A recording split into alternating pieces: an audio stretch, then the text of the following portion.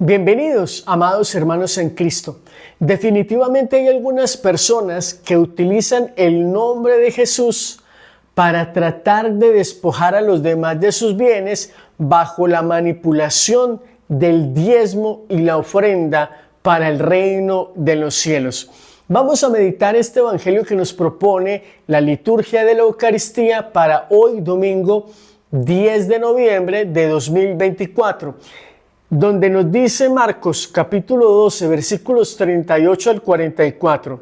En aquel tiempo, entre lo que enseñaba Jesús, le dice a la gente: cuídense de los escribas.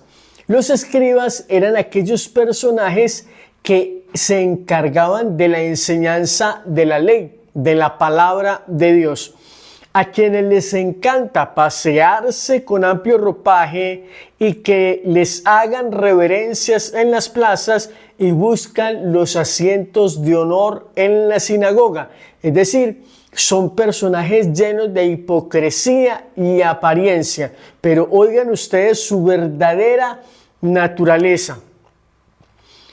Y los primeros puestos en los banquetes y devoran los bienes de las viudas con pretexto de largos rezos, estos recibirán una sentencia más rigurosa.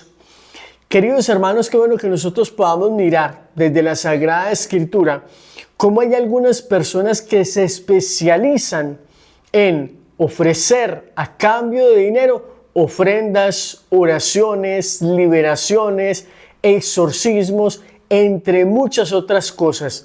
No hablo de aquellos que de alguna manera trabajan al servicio de la iglesia, quien de alguna manera está predicando el nombre de Jesús, pero que llevar la evangelización, aunque es algo gratuito, pues genera algunos costos.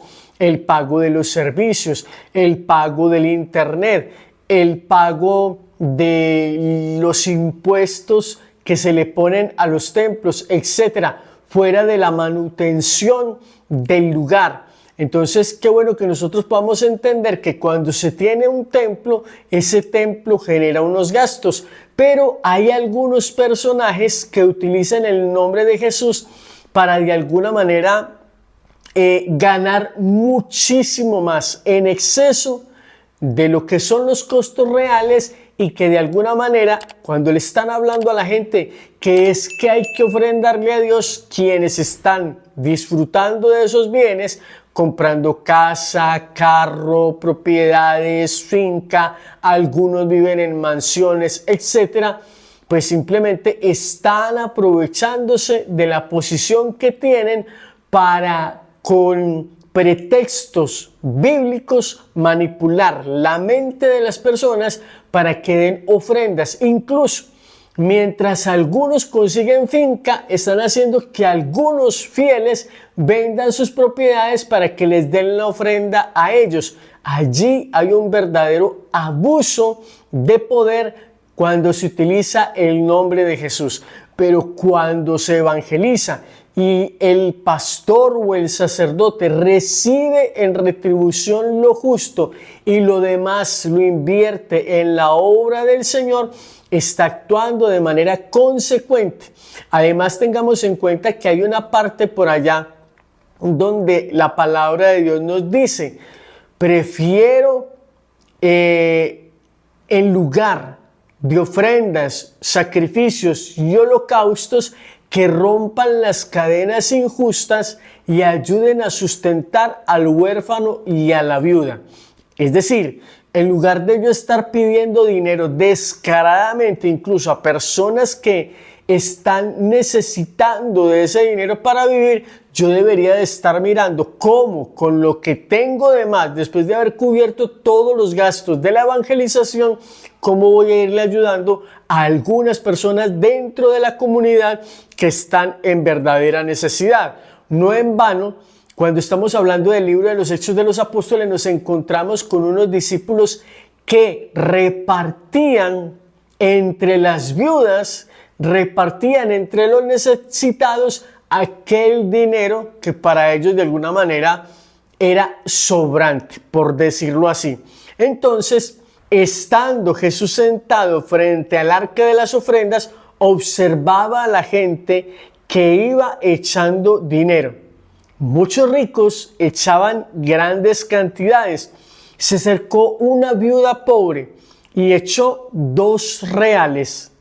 Llamando a sus discípulos, les dijo: les aseguro que esta pobre viuda ha echado en el arca de las ofrendas más que ningún otro, porque los demás han dado de lo que les sobra, pero esta, que pasa gran necesidad, ha echado todo lo que tenía para vivir. Y aquí, palabra de Dios, hay un mensaje bien interesante, y es como esta mujer anciana, viuda, echa en el arca de las ofrendas lo último que le quedaba para vivir, como quien dice: Señor, mi suerte está en tus manos, mi vida está en tus manos.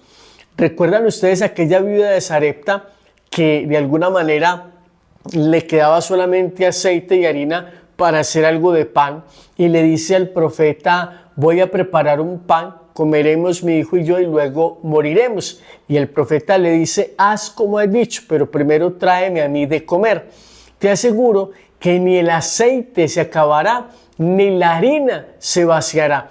Qué bueno que nosotros podamos entender aquellas personas que son capaces de poner totalmente su confianza en Dios, en lugar de aquellos otros que utilizan el nombre de Dios para llenarse de dinero a expensas de personas que están mucho más necesitadas que quien está al frente de la comunidad. Qué bueno que nosotros podamos aprender a actuar con justicia, porque hay congregaciones, sé que este video posiblemente lo van a ver algunos hermanos no católicos que de alguna manera son motivados por sus pastores a diezmar en grandes cantidades cada mes de lo que ganan. Y fíjense ustedes, una comunidad o una iglesia, una mega iglesia, que pueda tener 20,000 personas, cuando en el Antiguo Testamento había una tribu de las 12 que era dedicada al profetismo y al sacerdocio, y las otras 11 tribus se encargaban de traer los diezmos para de alguna manera equilibrar el asunto, y que estos que se dedicaban al Señor pudieran de alguna manera ganar a partir de esa ofrenda que traían los demás, y allí era el diezmo verdaderamente para Dios. Entonces, hoy en día estamos hablando de 12 tribus, una sacerdotal, y las otras traen el diezmo. Es decir, para que quien no está trabajando en la tierra, ni tiene posesiones y se dedica al servicio de Dios, pueda tener una ofrenda equiparable a quienes están trabajando, tienen tierra y todo lo demás. Ahora imagínense ustedes una mega iglesia donde hay más de 10 feligreses, donde hay más de 100.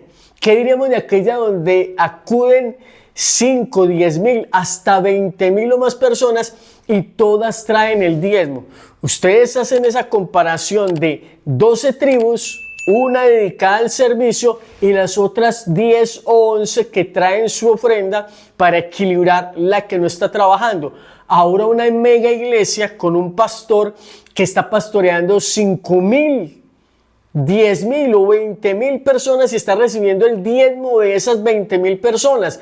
Esa persona se está usufructuando de esos 15,000 o 20,000 miembros o más, y está de alguna manera en una carrera de retribución económica exagerada, porque está ganando más del 5,000 o del 10,000 o del 19,000% sobre su comunidad.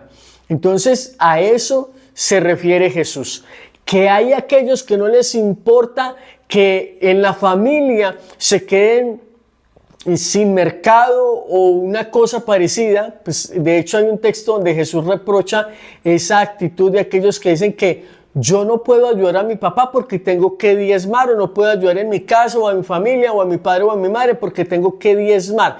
Y Jesús llama la atención sobre el tema y les dice hipócritas, porque es que están verdaderamente abusando. La caridad tiene que comenzar por casa.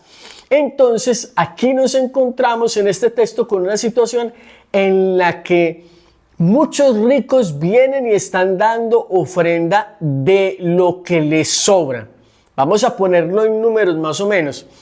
Una persona se gana $1,000 y lleva la ofrenda del templo $5. ¿Cómo compara usted $1,000 con una ofrenda de $5? Está dando lo que le sobra. Mientras que en el caso de la mujer viuda, esta mujer dio todo lo que tenía. Y allí es donde verdaderamente se puede traducir en un total y verdadero abandono en la providencia divina. Señor, esto es lo que tengo para vivir, te lo entrego todo. Mi vida y mi suerte está en tus manos. Y por esta razón Jesús hace caer en cuenta a sus discípulos de que esta mujer ha dado más que todos los demás, porque los demás daban de $1,000, $5, es decir, una cosa irrisoria de lo que les sobraba, como quitarle un dulce a un niño, frente a esta mujer que tenía $2. Habría que hacer la cuenta. ¿Qué significaba eso?